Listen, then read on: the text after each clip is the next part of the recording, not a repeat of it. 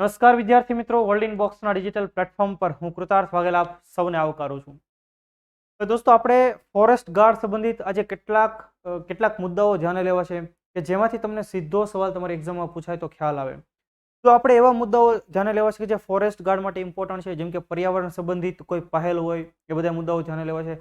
કાલે પણ આપણે ફોરેસ્ટ ગાર્ડ માટે એક લેક્ચર ખાસ જોયો. તો તમને ખરેખર પસંદ આવતો હોય લેક્ચર કે ભાઈ હા, હજી ફોરેસ્ટ ગાર્ડ માટે કેટલાક લેક્ચર લાવો, તો તમે કમેન્ટ બોક્સની અંદર કમેન્ટ કરજો. જો તમે એમ કહેશો, કમેન્ટ કરશો કે ભાઈ આ પ્રકારનું કંઈક આયોજન કરો, તો અમે ચોક્કસ એના માટે કંઈક પ્રયત્ન કરશું કે ભાઈ તમે તમારા સુધી અમે કંઈક એ મુદ્દો લાવી શકીએ. તો યોજનાઓનો જે પણ અમને મેસેજ વગેરે મળતા કે ભાઈ યોજનાઓ માટે કંઈક અમને આયોજન કરી દો, તો આપણે ડેઈલી એક યોજના ભણીએ છીએ. 65થી પણ વધારે યોજનાઓ આપણે અપલોડ કરી દીધેલી છે. આટલી યોજના જે લોકો ભણી લે એને કંઈક ને કંઈક ફાયદો થવાનો જ છે. 5-7 મિનિટનો જ એક વિડીયો. તો ખાસ આજે આપણે જોઈએ ફોરેસ્ટ ગાર્ડ સંબંધિત કરંટ અફેર્સ, જે ખૂબ ઇમ્પોર્ટન્ટ છે. આપણે શરૂ કરીએ પહેલા તમારા માટે એક નાની ઇન્ફોર્મેશન કે વર્ગ 3 માટે general batch world in box academy Gandhinagar ખાતે શરૂ થઈ ચૂકેલી છે, જેનો સમય છે સવારે 10:30 થી 12:30. જો તાજેતરમાં પોલીસ ભરતી માટેની વાત થઈ કે ભાઈ આવનારા સમયની અંદર પોલીસની ભરતીઓ થશે, 8000 જેટલી પોલીસની ભરતી. જીપીએસસીનું કેલેન્ડર આવી ગયું છે. ઇન શોર્ટ 2023ના એન્ડમાં ઘણી બધી ભરતીઓ છે. 2024માં પણ ભરતીઓ આવશે, બરાબર. તો તમે એવું ઈચ્છો કે ભાઈ તમે એ ભરતી આવે એ પહેલા એક બેચ કરી લેવી છે, તો અત્યારે તમારા માટે બેસ્ટ ટાઈમ રહેશે. તો 16 તારીખથી 16 માર્ચથી ગાંધીનગર ખાતે એક જનરલ બેચ શરૂ થઈ ગઈ સવારે 10:30ના સમયગાળા દરમિયાન, 10:30 થી 12:30. જો તમને ડેમો લેક્ચર અટેન્ડ કરવાની ઈચ્છા હોય, એ વિશે વધુ માહિતી લેવાની ઈચ્છા હોય, તો શાખાની રૂબરૂ મુલાકાત લો. જો તમે શાખાની રૂબરૂ મુલાકાત લઈ શકતા નથી, તો તમે આ કોન્ટેક્ટ નંબર 7575061818 પર કોલ કરીને પણ માહિતી મેળવી શકો. ખ્યાલ આવે છે? તો આ વાત થઈ જનરલ બેચ અંગેની. હવે આપણે જોઈએ આપણો સવાલ, જે તમને લાસ્ટ સેશનમાં પૂછવામાં આવેલો. ખૂબ ઇમ્પોર્ટન્ટ સવાલ કે ગુજરાતમાં મહિલા ઉદ્યમીઓને પ્રોત્સાહન આપવા લોન્ચ કરાયેલા પ્લેટફોર્મનું નામ જણાવો. કે જે વુમેન એન્ટરપ્રેન્યોર છે ગુજરાતની અંદર, એમને પ્રોત્સાહન આપવા, એમને પ્રમોટ કરવા માટે થઈને ખાસ લોન્ચ થયેલું પ્લેટફોર્મ. રાષ્ટ્રપતિ દ્રૌપદી મુર્મુજી પોતે એમણે હાજરી આપેલી, જ્યારે એ અંગેની આપણે ચર્ચા થોડા મહિના પહેલા ઓક્ટોબર માસમાં કરી હતી ત્યારે, બરાબર. તો જોઈએ આપણે કે એ પ્લેટફોર્મનું નામ છે હર સ્ટાર્ટ પ્લેટફોર્મ. અને યાદ રાખો કે આ સવાલ 10 સ્ટાર રેન્કનો સવાલ, એનાથી પણ વધારે સ્ટાર આપવા હોય તો આપી શકાય, પણ 10 આઉટ ઓફ 10 આ સવાલ પૂછવાની ખૂબ સંભાવના છે, બરાબર. તો આપણો જવાબ થયો. હવે આપણે આગળ વધીએ. સમુદ્ર સુરક્ષા માટે સંયુક્ત રાષ્ટ્રની હાઈ સીઝ ટ્રીટી, સંયુક્ત રાષ્ટ્ર યુનાઇટેડ નેશન્સ, એમણે તાજેતરમાં એક સંધિ કરી, હાઈ સીઝ ટ્રીટી. તો આ પર્યાવરણ સંબંધિત બાબત થઈ કે સમુદ્રની સુરક્ષા માટેની સંધિ છે, આપણા ફોરેસ્ટ ગાર્ડમાં પૂછાઈ શકે. તો પહેલા આપણે એ સમજવું પડશે કે હાઈ સીઝ કોને કહેવાય. તો જો સંયુક્ત રાષ્ટ્રએ પહેલી વાર આ હાઈ સીઝ માટે આવી સંધિ કરી છે ઇતિહાસની અંદર, તો આપણને તરત પ્રશ્ન થાય હાઈ સીઝ એટલે શું. તો જુઓ તમે, આ છે ભારતનો નકશો. તમને ખ્યાલ છે કે ભાઈ ભારતનો દરિયા કિનારો છે, એ દરિયા કિનારાથી 12 કિલોમીટર સુધીનો વિસ્તાર હોય એ આપણો વિસ્તાર કહેવાય. આપણને ખ્યાલ છે, બરાબર. જો 12 કિલોમીટર સુધીનો વિસ્તાર હોય એને કહેવાય ટેરિટોરિયલ સી, બરાબર. એટલે કે આપણો જ વિસ્તાર કહેવાય. 12 કિલોમીટર નહીં, પરંતુ 12 માઇલ સુધીનો વિસ્તાર, બરાબર. 12 માઇલ સુધીનો વિસ્તાર હોય એ આપણો વિસ્તાર કહેવાશે.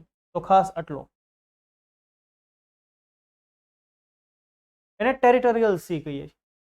પણ સાથે યાદ રાખો કે 200 માઇલ સુધીનો કોઈ વિસ્તાર હોય, દરિયાની કિનારાથી 200 માઇલ સુધી, એટલે એપ્રોક્સિમેટ 360 કિલોમીટર જેવો વિસ્તાર થયો, તો એ પણ જે તે દેશનો અધિકાર ક્ષેત્રમાં આવશે. એનો મતલબ કે આ તમે ધારી લો કે આ 360 કિલોમીટર જેટલો દૂરનો વિસ્તાર છે, બરાબર. એટલે કે 200 માઇલ સુધીનો વિસ્તાર છે. તો અહીંયા શોધ સંશોધન કરવું, ત્યાં કાંઈ માછીમારી જેવું કામ કરવું, ત્યાંથી કોઈ ખનિજ નીકળે વગેરે જેવી બાબતો, એ બધું જે તે દેશના અધિકાર ક્ષેત્રમાં રહેતું હોય, બરાબર. જેને એક્સક્લુઝિવ ઇકોનોમિક ઝોન કહેવામાં આવે. 200 માઇલ એક્સક્લુઝિવ ઇકોનોમિક ઝોન, એનો મતલબ કે અહીંયા ભારત ઇકોનોમિક એક્ટિવિટી કરી શકે. પણ 200 માઇલથી વધારાનો વિસ્તાર, એટલે કે આ જે દૂરનો વિસ્તાર થયો એ વિસ્તાર, એ કોનો? તો કે એ હળંગ બધાયનો. એના ઉપર કોઈ દેશની માલિકી નહીં, પણ બધાયની માલિકી. અને જ્યારે કોઈ પણ વસ્તુ હોય બધાની માલિકીની થઈ જાય, એટલે એનો દુરુપયોગ થાય, ગમે એનો ઉપયોગ કરવા મળે, બરાબર. સરકારી સિસ્ટમ જેવું થઈ જાય કે ભાઈ હા.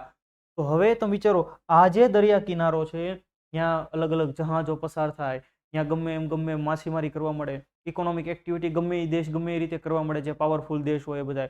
તો આના કારણે આ જે દૂરનો વિસ્તાર છે, દૂરનો સમુદ્ર છે, 200 કિલોમીટરથી દૂરનો સમુદ્ર છે, એને પણ નુકસાન થાય.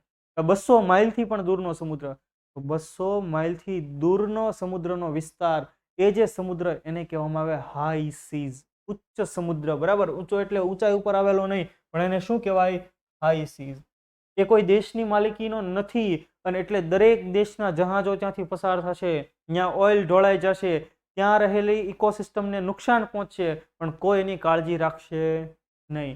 એની કાળજી પણ જરૂરી છે. અને એટલા માટે આ જે હાઈ સીઝ છે, 200 માઇલથી દૂર આવેલો જે દરિયો છે, એના સંરક્ષણ માટે થઈને સંયુક્ત રાષ્ટ્રએ તાજેતરમાં એક સંધિ કરી. ઇતિહાસમાં પહેલી આવી સંધિ, જેને કહેવામાં આવે છે હાઈ સીઝ ટ્રીટી. અને આ સંધિ કરવામાં આવી અમેરિકાના ન્યુયોર્ક શહેરની અંદર. આખો મુદ્દો તમને સમજાઈ ગયો? જોઈએ આપણે. ઇતિહાસમાં પ્રથમ વખત સંયુક્ત રાષ્ટ્ર દ્વારા રાષ્ટ્રીય સીમાઓની બહારના મહાસાગરોને સુરક્ષિત કરવા. જો રાષ્ટ્રીય સીમાઓની બહારના સમુદ્ર, તો આ તમે જુઓ, આ છે રાષ્ટ્રીય સીમાની અંદરનો સમુદ્ર. અહીંયા ભારતની સીમા લાગુ પડે, તો અહીંયા જે સમુદ્ર એ બહારનો સમુદ્ર છે. તો એના સંરક્ષણ માટે, એટલે કે 200 માઇલથી દૂર જે સમુદ્ર, એના સંરક્ષણ માટે તાજેતરમાં હાઈ સીઝ ટ્રીટી કરવામાં આવી. ત્યાર પછી જો હાઈ સીઝ એટલે શું, મેં તમને જે કીધું એ જ અહીંયા લખેલું છે કે આંતરરાષ્ટ્રીય જળાશયો કે જે રાષ્ટ્રની સીમાઓને ઓળંગે છે, જે રાષ્ટ્રની આ જે સીમા છે એને ઓળંગે છે, તેને ઉચ્ચ સમુદ્ર માનવામાં આવે છે. તેઓ વિશ્વના લગભગ 2/3 મહાસાગરોને આવરી લે છે. આ એવા જળાશયો છે કે જ્યાં તમામ દેશોને માછલી પકડવાનો, સફર કરવાનો અને સંશોધન કરવાનો અધિકાર રહેલો છે. તમામ દેશોને. આ શબ્દ ખૂબ ઇમ્પોર્ટન્ટ છે. પરંતુ અત્યાર સુધી આ પાણીમાં માત્ર 1% જે હાઈ સમુદ્ર તરીકે ઓળખાય છે તે સિક્યોર હતું. અત્યાર સુધી એનું કઈ ખાસ સુરક્ષા નહોતી, પણ હવે આ હાઈ સીઝ ટ્રીટી દ્વારા એનું પણ જતન કરવામાં આવશે, એનું પણ સંરક્ષણ કરવામાં આવશે. અને 4 માર્ચના રોજ ન્યુયોર્કની અંદર યુનાઇટેડ નેશન્સ હેડક્વાર્ટર ખાતે આ પ્રકારની સંધિ પર હસ્તાક્ષર કરવામાં આવ્યા હતા. મુદ્દો તમને સમજાઈ ગયો? એનાથી શું થશે? ડીપ સી માઇનિંગ ઉપર નિયંત્રણ થશે, કે ભાઈ સમુદ્રમાં ઊંડાણ ઉપર ઊંડાણે જઈને માઇનિંગ કરવામાં આવે, ત્યાંથી ખનિજો શોધવામાં આવે, ત્યાં રહેલી ઇકોસિસ્ટમને નુકસાન પહોંચાડવામાં આવે, એના ઉપર નિયંત્રણ થશે. બરાબર, તો આવી બધી આખી કામગીરી થશે. તો આ ખાસ હાઈ સીઝ ટ્રીટી ઇમ્પોર્ટન્ટ, આપણે યાદ રાખીએ. ત્યાર પછી હિમાલયના 3 ઔષધીય છોડ IUCN રેડ લિસ્ટમાં સમાવવામાં આવ્યા. હિમાલયના 3 છોડ IUCN red list, International Union for Conservation of Nature, જેને આપણે IUCN કહીએ છીએ. બરાબર, પ્રકૃતિ નેચરના કન્ઝર્વેશન માટેનો આંતરરાષ્ટ્રીય યુનિયન એટલે કે IUCN. તો કોઈ પણ છોડ હોય કે જે નાશ પામે છે, કોઈ પણ જીવજંતુ છે, કોઈની પ્રજાતિ નાશ પામવાની એની ઉપર છે, એની ઉપર ભય છે, સંકટગ્રસ્ત છે, તો એને IUCN એને અલગ અલગ યાદીમાં સમાવતું હોય છે. બરાબર, તો 3 આપણા હિમાલયન રિજનની અંદર ખાસ જોવા મળતા 3 છોડ કે જે સામાન્ય રીતે દવા માટે ઉપયોગમાં લેવામાં આવતા હોય છે, તો એ 3 છોડને IUCN પોતાની રેડ લિસ્ટમાં ઘોષિત સામેલ કર્યા છે કે ભાઈ આ છોડનું ધ્યાન રાખવામાં નહીં આવે તો એ છોડનું રેશન કાર્ડમાંથી નામ નીકળી જશે ભાઈ, એટલે કે એ છોડ નાશ પામશે. જોઈએ આપણે એ કયા કયા 3 છોડ છે. મેઝોટ્રોપિસ પેલિટા, જે પટવા તરીકે ઓળખાય છે. ફ્રિટલોરિયા સિરહોસા, યલો હિમાલય ફ્રિટલી તરીકે ઓળખાય છે. ડેક્ટાલોરહિઝા હેટાગિરિયા, જે સલમ પંજા તરીકે ઓળખાય છે. તો આ 3 છોડનો એમાં સમાવેશ કરવામાં આવ્યો છે. કઈ શ્રેણીમાં? ગંભીર રીતે લુપ્તપ્રાય, ક્રિટિકલી એન્ડેન્જર્ડ, કે ભાઈ જો ધ્યાન નહીં રાખો તો આ 3 છોડનું નાશ થઈ જશે, રેશન કાર્ડમાંથી એનું નામ નીકળી જશે ભાઈ. સમજી રહ્યા છો? કેમ આ બધા છોડ? તો કે ભાઈ આપણે આર્થિક હિતો માટે આપણે છોડને એ બધા વૃક્ષોને નુકસાન પહોંચાડીએ. પછી જંગલની અંદર આગ લાગે, ઉનાળાની અંદર પત્તાઓ ઘસાઈને એમાંથી સ્પાર્ક થાય, એમાંથી આગ લાગે. તમે સાંભળ્યું અમુક વર્ષો પહેલા ઓસ્ટ્રેલિયાની અંદર બહુ ભયંકર આગ લાગીને ઘણા બધા પ્રાણીઓને નુકસાન થયું, છોડવાઓને નુકસાન, વૃક્ષોને નુકસાન થયું હતું. બરાબર, તો એ આગને કારણે નુકસાન થાય, આપણા કેટલાક આર્થિક હિતોને કારણે નુકસાન થતું હોય છે. તો આ 3 છોડને IUCN ના રેડ લિસ્ટમાં મોકલવા જોઈએ, IUCN રેડ લિસ્ટમાં સમાવવા જોઈએ. એ અંગે કોણે માહિતી આપી, એ અંગે કોણે મૂલ્યાંકન કર્યું? એ અંગે મૂલ્યાંકન કર્યું હતું આ અંગેના નિષ્ણાત વ્યક્તિ હર્ષકુમાર ચૌહાણે. નામ યાદ ન રાખો તો ચાલશે. આ 3 જે નામ છે છોડના, એ નામ યાદ રાખવા જરૂરી છે. કદાચ ક્યાંથી કોઈ પણ એવો સવાલ તમને ફોરેસ્ટની અંદર પૂછી લે તમને ખ્યાલ આવે એટલા માટે. ઓકે, હવે જોઈએ આપણે 2 ફેબ્રુઆરી 2023 વર્લ્ડ વેટલેન્ડ ડે, વિશ્વ આર્દ્રભૂમિ દિવસ. આર્દ્રભૂમિ, જેને આપણે ઇંગ્લિશમાં કહીએ વેટલેન્ડ.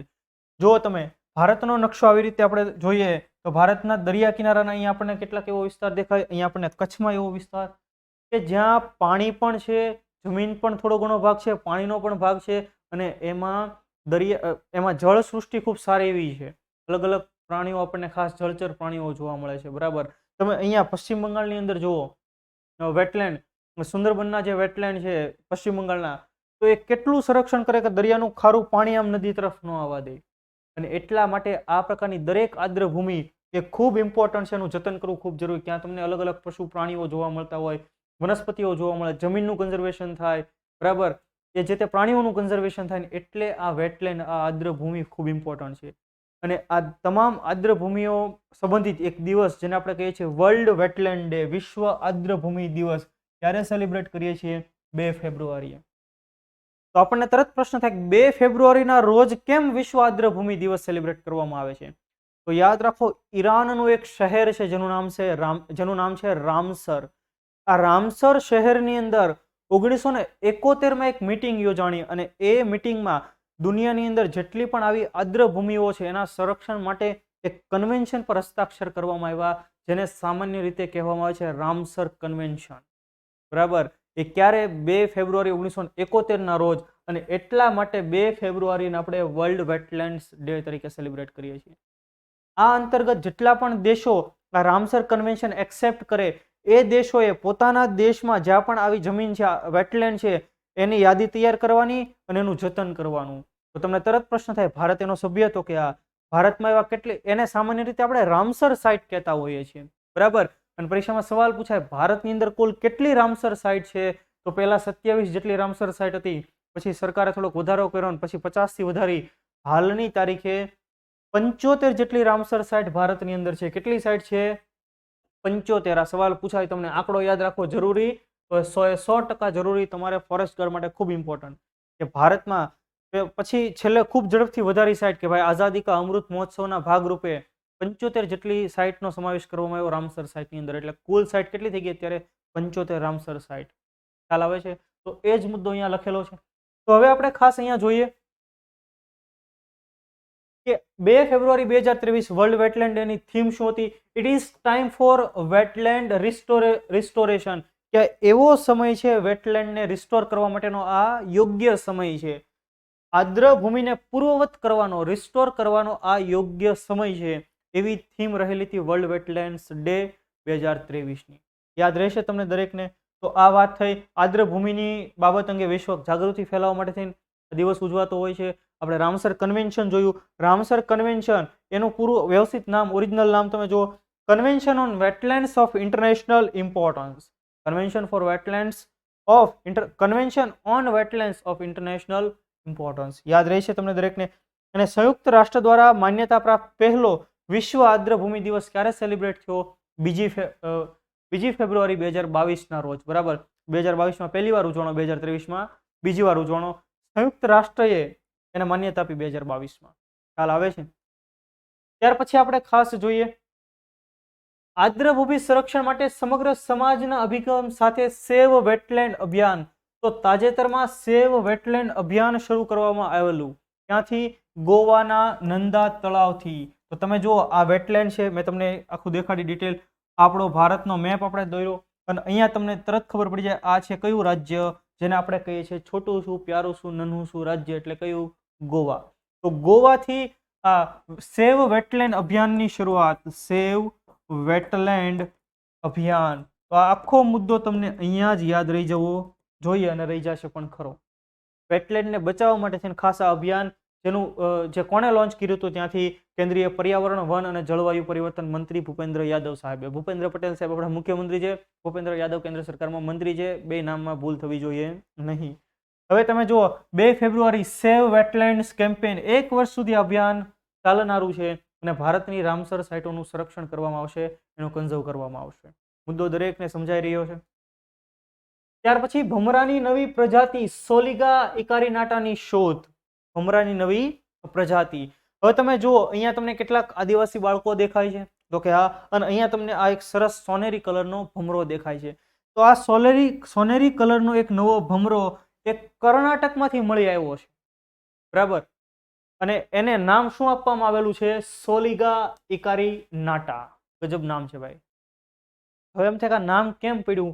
તો જુઓ, પેલા કોણે આના વિશે રિસર્ચ કર્યું એ સંસ્થા જોઈ લે આપણે. બેંગ્લોરની અંદર આવેલી છે Ashoka Trust for Research and Ecology and Environment. Ashoka Trust for Ashoka Trust for Research in Ecology and Environment. તો બેંગ્લોરમાં આવેલી આ સંસ્થાના લોકોએ આ ભમરાની નવી શોધ કરી. કઈ જગ્યાએથી? કર્ણાટકમાંથી. તો કર્ણાટકના જે વિસ્તારમાંથી આ ભમરાની નવી પ્રજાતિ મળેલી છે એ વિસ્તારમાં રહેનારી એક આદિવાસી જાતિ છે, આદિવાસી સમુદાય છે, જે સમુદાયનું નામ છે સોલિગા. અને આ સોલિગા નામના સમુદાય એના પરથી જ આ ભમરાને નામ આપવામાં આવેલું છે.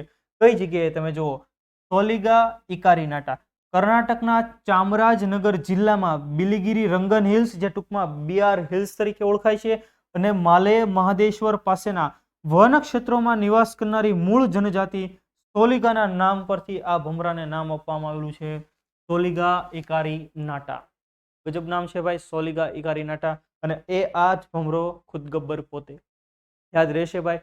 તમને સવાલ સહેલો પૂછાશે. સવાલ શું પૂછાશે? સોલિગા ઇકારી નાટા નહીં પૂછાય. તમને સવાલ એવો પૂછાશે કે તાજેતરમાં આ પ્રકારનો ભમરો ક્યાંથી મળી આવ્યો? તો રાજ્ય કર્ણાટક. એવો સવાલ તમને પૂછાય. બરાબર, યાદ રહી જશે એવું આપણે ધારી લઈએ. નો યાદ રહી તો તરત આપણે નકશો દોરી નાખીએ. નકશો દોરીને પછી આપણે કઈ રીતે કરીએ? તો કે ભાઈ અહીંયા ભમરો દોરી નાખીએ. આ નકશો અહીંયા આમ નકશો દોરવાનો, અને પછી અહીંયા કર્ણાટક, તો અહીંયા લખી નાખવાનું ભમરો. એટલે એ ભમરો અહીંયા દોરાઈ ગયો, કર્ણાટક રાજ્ય આપણને યાદ આવી ગયું. ક્લિયર? હવે જોઈએ ગાંધીનગર ખાતે. હવે જો 8000+ પોલીસની ભરતીઓ થવાની છે. બરાબર, તે અંગેની માહિતી આવી રહી છે. હજી ઓફિશિયલ કઈની જાહેરાત કઈ તારીખથી ફોર્મ ભરાશે એ બધું નથી આવ્યું, પણ 8000થી વધારે કોન્સ્ટેબલની ભરતીઓ થવાની, પોલીસની ભરતીઓ થવાની છે. જો તમારે લોકોએ અત્યારે કોઈ પ્રોપર એક બેચ કરવાનું આયોજન હોય, તમને એમ થાય કે ભાઈ ભરતી જ્યારે જાહેર થાય ત્યાં સુધીમાં ફોર્મ વગેરે ભરાઈને પરીક્ષા આવે ત્યાં સુધીમાં આપણે એક બેચ કરીને 2-3 મહિના રિવિઝનનો પણ આપણને સમય મળી જાય, એવું જો તમારે કંઈક આયોજન કરવું તો તમારા માટે એક સ્પેશિયલ તક કે ભાઈ 13 એપ્રિલ 2023થી કોન્સ્ટેબલ એક સ્પેશિયલ બેચ શરૂ થવા જઈ રહી છે સવારે 10:30 ગાંધીનગર શાખા ખાતે. 75 ગાંધીનગર શાખા ખાતે. તમારા બેચ વિશે માહિતી જોતી હોય, તમારા કઈ કઈ ફેકલ્ટીઓ છે, કેટલો સમય બેચ ચાલશે, શું મટીરિયલ મળશે વગેરે ઇન્ફોર્મેશન જોઈતી હોય તો કોલ કરો 7575061818 પર. તો આ વાત થઈ ગાંધીનગર ખાતે શરૂ થનારી નવી બેચની. જો 9 એપ્રિલ સુધી એડમિશન લેશે અને ફીઝમાં કન્સેશન છે, એટલે કે એમને ડિસ્કાઉન્ટ મળવાપાત્ર થશે 9 એપ્રિલ સુધી, પછી નહીં મળે. બરાબર. ત્યાર પછી યાયોત્સો સરોવર, લદ્દાખનું પ્રથમ બાયોડાયવર્સિટી હેરિટેજ પ્લેસ.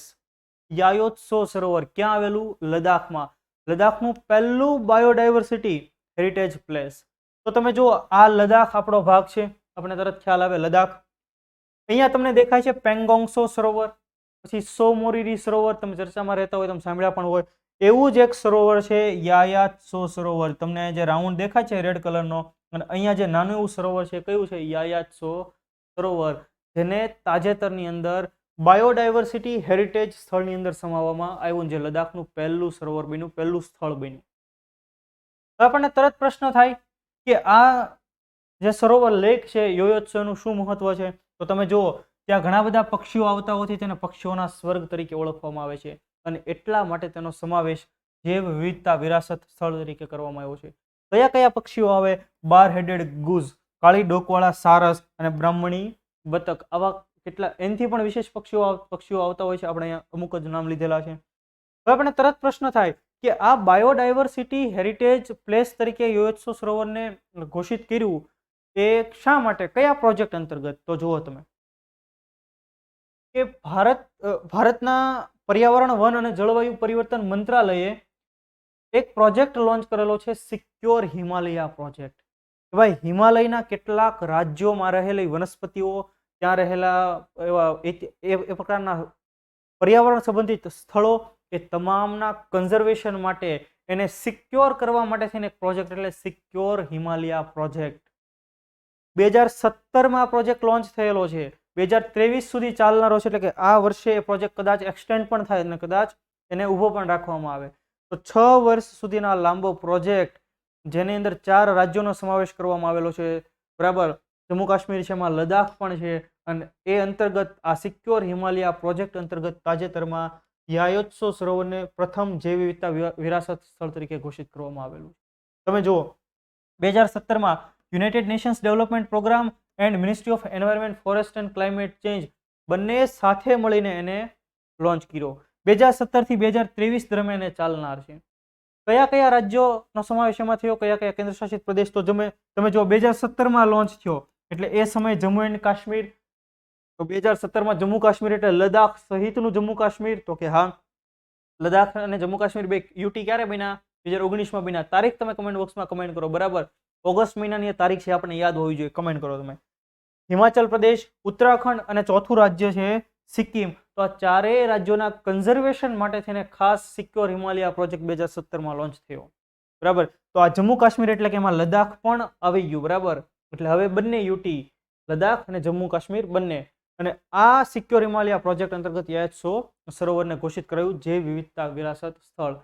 કયા એક્ટ મુજબ? તો બટ ઓબ્વિયસ છે, જૈવ વિવિધતા એક્ટ, બાયોડાયવર્સિટી એક્ટ 2002 એની કલમ 37 મુજબ રાજ્ય સરકાર, હું શું શબ્દ બોલું છું? રાજ્ય સરકાર કોઈ પણ સ્થળને કે જે આ પ્રકારનું ઇમ્પોર્ટન્ટ સ્થળ છે, કોઈ પણ જૈવ વિવિધતા સંબંધિત સ્થળ છે, એને જૈવ વિવિધતા વિરાસત સ્થળ, બાયોડાયવર્સિટી હેરિટેજ પ્લેસ ઘોષિત કરી શકે છે. જો જૈવ વિવિધતા એક્ટ, બાયોડાયવર્સિટી એક્ટ 2002 એની કલમ 37, કોઈ પણ રાજ્ય સરકાર દ્વારા સાઇટને જૈવ વિવિધતા વિરાસત સ્થળ તરીકે જાહેર કરી શકાય છે. ખ્યાલ આવે છે તમને? દરેકને ખૂબ ઇમ્પોર્ટન્ટ, રાજ્ય સરકાર જાહેર કરી શકે. ત્યાર પછી દક્ષિણ આફ્રિકાના 12 ચિત્તાઓને કુનો નેશનલ પાર્કમાં છોડવામાં આવ્યા. દક્ષિણ આફ્રિકાથી લાવેલા 12 ચિત્તાઓને કુનો નેશનલ પાર્ક એ ક્યાં આવેલો છે? મધ્યપ્રદેશની અંદર કુનો નેશનલ પાર્ક. તમને ખ્યાલ છે કે ભાઈ સપ્ટેમ્બર મહિનાની અંદર પણ 8 જેટલા ચિત્તાઓને નામીબિયાથી લાવવામાં આવ્યા હતા. મોદી સાહેબ પોતે અહીંયા હાજરી આપી હતી. બરાબર, એને ખુદે એ ચિત્તાઓને છોડ્યા હતા, નામીબિયાથી લાવવામાં આવ્યા હતા. એ પણ યાદ રાખીએ આપણે. પહેલા જ્યારે 8 ચિત્તા લાવવામાં આવ્યા ક્યાંથી? નામીબિયાથી. અત્યારે આજે 12 ચિત્તા લાવવામાં આવ્યા ક્યાંથી લાવવામાં આવ્યા છે? દક્ષિણ આફ્રિકાથી લાવવામાં આવ્યા છે. અને એને પણ ક્યાં છોડવાના? Kuno national park, Madhya Pradesh. પણ અત્યારે જે છોડવામાં આવ્યા એ મુખ્યમંત્રી શિવરાજસિંહ ચૌહાણના હસ્તે છોડાયેલા છે. ક્લિયર થાય છે? તો એ આપણે મધ્યપ્રદેશના શોપુરમાં આવેલા કુનો નેશનલ પાર્કમાં દક્ષિણ આફ્રિકાથી લાવવામાં આવેલા 12 જેટલા ચિત્તાઓને છોડવામાં આવ્યા, જેમાં 7 જેટલા નર છે અને 5 માદા છે. તો આ ચિત્તાઓનું પણ ખાસ સંરક્ષણ જોઈએ આપણે. આ મુદ્દો ખાસ યાદ રાખવા જેવો. ત્યાર પછી પ્રથમ સુંદરવન પક્ષી ઉત્સવ. સુંદરવન ક્યાં આવેલું છે? સુંદરબનના જંગલો ક્યાં આવેલા છે? આપણને ખ્યાલ છે, વેસ્ટ બેંગાલમાં. તો પહેલો સુંદરવન બર્ડ ફેસ્ટિવલ તાજેતરમાં યોજાઈ ગયો. એટલે સીધો સવાલ ત્યાંથી આપણા માટે નીકળે. તો જોઈએ આપણે સુંદરવન બર્ડ ફેસ્ટિવલ જેનું આયોજન થયું પશ્ચિમ બંગાળના વન વિભાગ દ્વારા સુંદરવન ટાઈગર રિઝર્વની અંદર, STR સુંદરવન ટાઈગર રિઝર્વ, તેનું આયોજન કરવામાં પહેલી જ વાર સુંદરવન બર્ડ ફેસ્ટિવલ, જેની અંદર 145 જેટલી અલગ અલગ પક્ષીની પ્રજાતિઓ જોવા મળી હતી. ભાઈ, તો સવાલ તમને પૂછાય, સહેલો સવાલ પૂછાય, અઘરો નહીં. ક્યાં યોજાનું હતું? બરાબર, તો સુંદરવન ટાઈગર રિઝર્વ, કેમ કે પહેલી વાર આવું યોજાય છે એટલા માટે. કયા રાજ્યમાં? વેસ્ટ બેંગાલની અંદર. ક્લિયર? ત્યાર પછી ઓડિશામાંથી મળી આવી સોનાની ખાણો. ઓડિશાના 3 જિલ્લાઓમાંથી સોનાની ખાણો મળી આવી. ઘણા વર્ષોથી ત્યાં સંશોધન થઈ રહેલું હતું. તો અત્યારે કેમ ભાઈ મુદ્દો ચર્ચામાં રહ્યો? તો કે તાજેતરમાં ઓડિશાની વિધાનસભાની અંદર આ માહિતી આપવામાં આવી કે હા ભાઈ, ઓડિશાના 3 જિલ્લામાંથી સોનાની ખાણો મળી આવેલી છે. એ હકીકત છે, એના ઉપર ખાસ કામ થઈ રહેલું છે. જોઈએ આપણે આખો મુદ્દો કે ઓડિશાના સ્ટીલ અને ખાણ મંત્રી પ્રફુલ્લ કુમાર મલ્લિક એમણે માહિતી આપી કે રાજ્યની વિધાનસભાને એમણે માહિતી આપી કે રાજ્યના 3 જિલ્લામાંથી અલગ અલગ જગ્યાએ સોનાની ખાણો મળી આવેલી છે. તો કઈ કઈ જગ્યાએ? દેવગઢ, કેન્દુઝાર અને મયુરભંજ. તમે એને મેપમાં જોઈ લો. અહીંયા તમને દેખાય આ દેવગઢ, આ છે કેન્દુઝાર અને આ મયુરભંજ. તો આ જે બોક્સ લંબચોરસ બનાવું છે, એ 3 જિલ્લામાંથી સોનાની ખાણો મળી આવી અંગેની માહિતી મળવા પાત્ર થાય છે. તમને આ જિલ્લાના નામ પૂછી શકે. અહીંયા તમે જોઈ શકો, આ છે ઓડિશાનો ખાસ નકશો. બરાબર, યાદ રહેશે તમને દરેકને આ 3 જિલ્લા. જો ઓડિશાના directorate of mind and geological survey of India, GSI જેને આપણે કહીએ, એમના દ્વારા પણ આ બાબતની પુષ્ટિ કરવામાં આવેલી. માહિતી આપવાની, હા ભાઈ અહીંયાથી સોનું મળેલું છે. તમને જો હાર્ડ સવાલ પૂછવો હોય તો તમને પૂછાય કે ઓડિશાના કયા જિલ્લામાંથી સોનાની ખાણો મળેલી છે. પછી આમાં આવી રીતે રોમનની અંદર 1, 2, 3 આવા ઓપ્શન હોય, અને પછી નીચે જ ઓપ્શન ABCD શું હોય કે માત્ર 1 અને 2, માત્ર 2 અને 3, માત્ર 1 અને 3, 1, 2 અને 3, 3 અને 3 આવા તમને ઓપ્શન હોય છે. ક્લિયર થાય છે? તો આ મુદ્દો.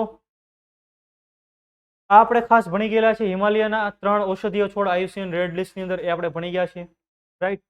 તો આ આપણા કેટલાક ખાસ મુદ્દાઓ હતા પરીક્ષાની દ્રષ્ટિએ ઇમ્પોર્ટન્ટ. હવે જોઈએ આપણે આજનો સવાલ કે જૈવ વિવિધતા સંમેલન COP15 નું આયોજન ક્યાં થયું હતું. કાલના લેક્ચરની અંદર આખો મુદ્દો તમને સમજાવેલો છે, તો તમે ખાસ કમેન્ટ બોક્સની અંદર કમેન્ટ કરો મોન્ટ્રિયલ, કુમિંગ અથવા તો કુનમિંગ, નગોયા કે A અને B બંને. તો તમે કમેન્ટ બોક્સની અંદર ખાસ આ વિશે કમેન્ટ કરો. આ સવાલ ઇમ્પોર્ટન્ટ છે ભાઈ, આ સવાલ પૂછાવા લાયક છે, ફોરેસ્ટની દ્રષ્ટિએ ઇમ્પોર્ટન્ટ, બરાબર. જો તમને નથી ખ્યાલ તો કાલનો એક લેક્ચર તમે ભણી લો, બરાબર, જેની લિંક તમને આ લેક્ચરના ડિસ્ક્રિપ્શન બોક્સમાં મળી જશે. તો આ હતો આજનો આપણો કરંટ અફેર્સનો લેક્ચર. હું એવી આશા રાખું કે તમને ખૂબ પસંદ પડ્યો છે. તમને જો ખરેખર એ પસંદ આવે તો તેને લાઈક કરો, વર્લ્ડ ઇનબોક્સની ચેનલને સબસ્ક્રાઇબ કરો તથા દરેક વિડીયોની નોટિફિકેશન માટે બેલ આઇકન જરૂર પ્રેસ કરો. તો ફરી પાછા આપણે નેક્સ્ટ લેક્ચરમાં ભેગા થઈએ. ત્યાં સુધી જય હિન્દ, જય ભારત.